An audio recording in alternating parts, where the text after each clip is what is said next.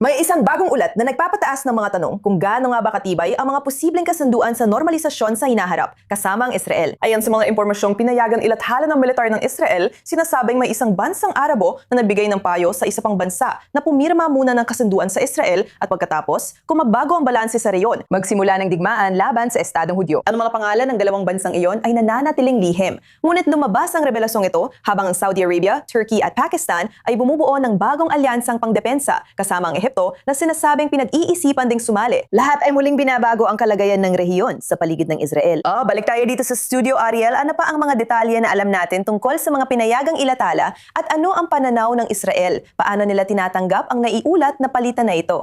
Nicole, wala nang masyadong may dagdag. Masasabi natin na ang bansang binigyan ng payong ito ay isa sa mga nakipag-usap tungkol sa normalisasyon kasama ang Israel nitong mga nakaraang taon.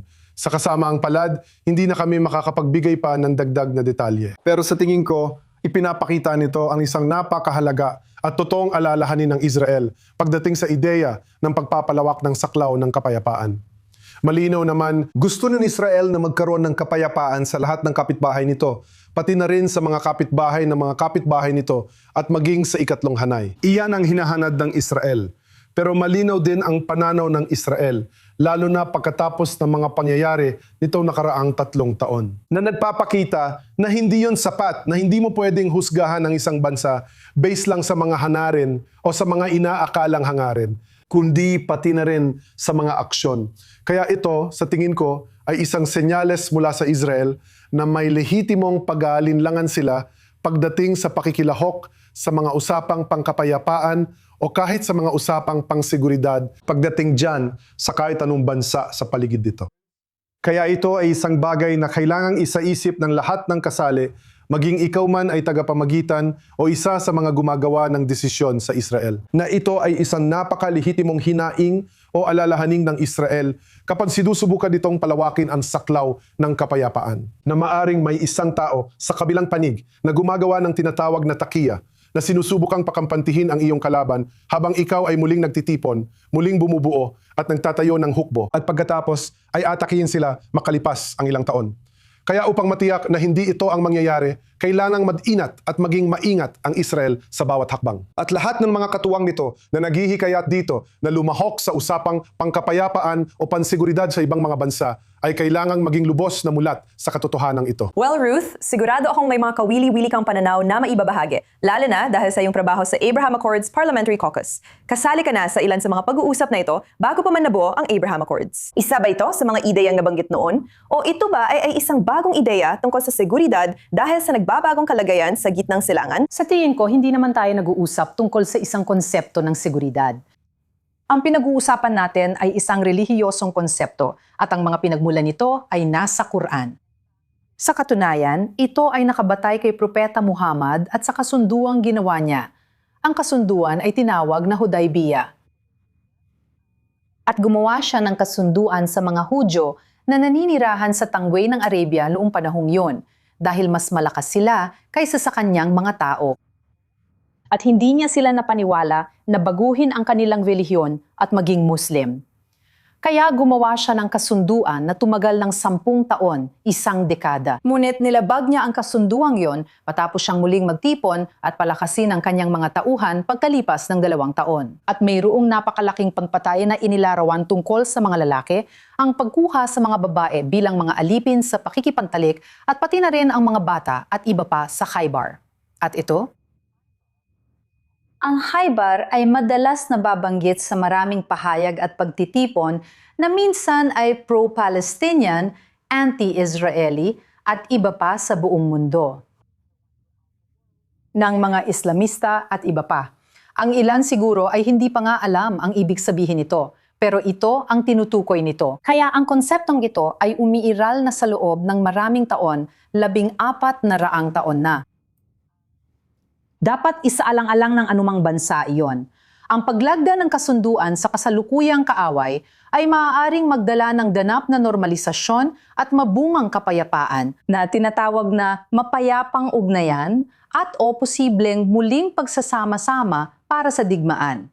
At yan ay isang bagay na tunay na realpolitik na kailangang isaalang-alang lalo na sa isang kapitbahayan tulad ng kinalalagyan ng Israel. Kailangan kong sabihin na ang kasunduan sa UAE, Bahrain at Morocco ay hindi ganoon ang kalikasan o hindi man lang nailarawan sa mga nakaraang taon. Sa kabaligtaran, nailarawan ito ng pananaw, pamumuno at isang kahangahangang hakbang mula sa panig ng Israel at ng mga bansang iyon. Pagdating sa pagbibigay at pantanggap sa usaping seguridad, geostratehiya, ekonomiya at iba pa. Pero hindi laging ganoon ang kaso. At mayroong konseptong malalim na nakatanim sa relihiyon. Maaring hindi ito politically correct. Hindi ito maganda o kaaya-aya pakinggan. Pero ito ay isang totoo at umiiral na konsepto. Dahil sa katotohanan ito, ano ang mga kailangang pag-iingat kung palalawakin ng Israel ang Abraham Accords o magkakaroon ng iba pang mga kasunduan at pakikipag-partner sa ilan sa mga kalapit nitong bansa? Una sa lahat, kailangan nating sabihin na may mga kasunduan na tayo sa Ehipto ng mahigit 40 taon, isang estratehikong alyansa na may tawag ko dito ay kawalan ng digmaan na talagang napakahalaga at mahalaga. Walang normalisasyon, walang magiliw na ugnayang pangkapayapaan sa kahit anong pamantayan. Mayroong matinding indoktrinasyon at pag-uudyok sa Ehipto kung saan 120 milyong Ehipsyano ang mariing inuudyukan at iniindoktrina laban sa Israel, pero wala pa ring digmaan. At iyon ay mahalaga na rin sa sarili nito. Gayunpaman, kailangan maging mapagmatyag ang Israel. Kailangan nitong maging alerto. Kailangan nitong manatiling malakas. At syempre, dapat laging handang makipag-ugnayan para sa mas magiliw na relasyon habang nananatiling mapagmatsyag at maingat dahil ganito talaga ang sitwasyon. Dito, pinag-uusapan natin ang mas malakas na tendensyang muling magtipon, pagkukunwari, uri ng pagkunawa, at marahil pati na rin ang pag-atake sa Israel. Matapos itong parang akitin papunta sa slalom. At mas komplikado iyon. Bagong konsepto, gaya ng tiyak mong babanggitin. Habang nangyayari iyon, gusto ko munang ilipat ang ating pansin sa ilang mga balita mula sa Gaza ngayon. Matapos si Punong Ministro Netanyahu na hayagang tinanggihan ang 15-puntong planong disarmament na sinuportahan ng US. Iginiit na hindi aatras ang IDF hanggat hindi lubusang nadidisarmahan ng Hamas. Tinanggihan ng isang balangkas na mag-uugnay sa disarmament at sa unti-unting pag-atras ng Israel.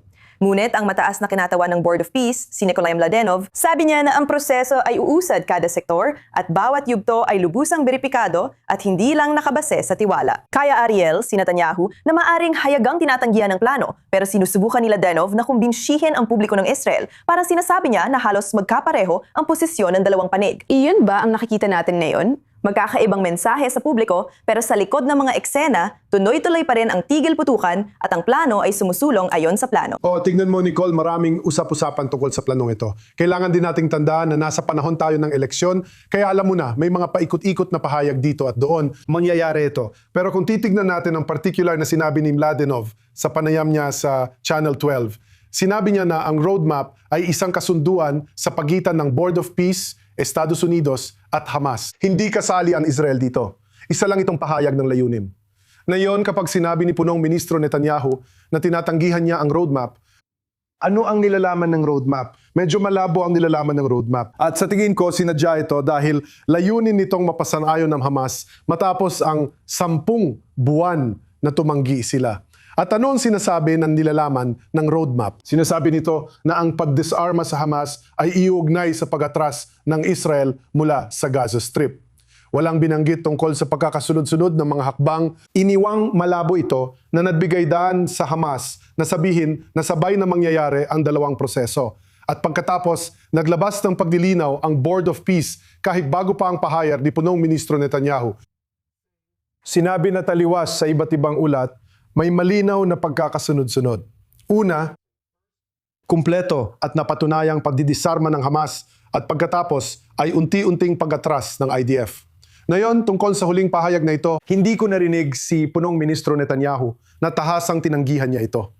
Sinasabi niya na tinatanggihan niya ang nilalaman ng roadmap na kalaunan ay nilinaw ng Board of Peace at hindi naman kasali ang Israel sa roadmap. Kaya kailangan nating tingnan kung ano ang mahalaga dito sa pinakaugat.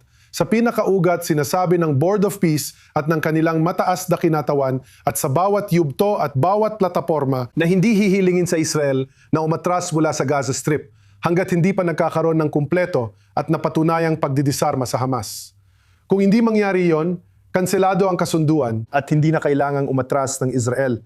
Pero may isang bagay na talagang nakakuha ng atensyon ko sa panayam na ito kay Mladenov. Madaling sukatin, no? Alam mo na, simula ng proseso ng pagdidisarma ng mga armas ng Hamas kapag pinag-uusapan ay mga RPG, Kalashnikov. Pero pagdating sa mga lagusan, sinabi ni Mladenov na abutin niyon ng 10 taon. Bahagi iyon ng pagbabaklas ng infrastrukturang militar ng Hamas. Kaya ano ngayon? Hindi kailangang magsimulang umatras ng Israel sa susunod na 10 taon. Walang sagot sa tanong na yon. Pero sa tingin ko, malinaw kung ano ang ipinapakita ng Board of Peace na tumutugma sa sinasabi ni Punong Ministro Netanyahu taliwas sa sarili niyang mga pahayag na binabatikos ang roadmap.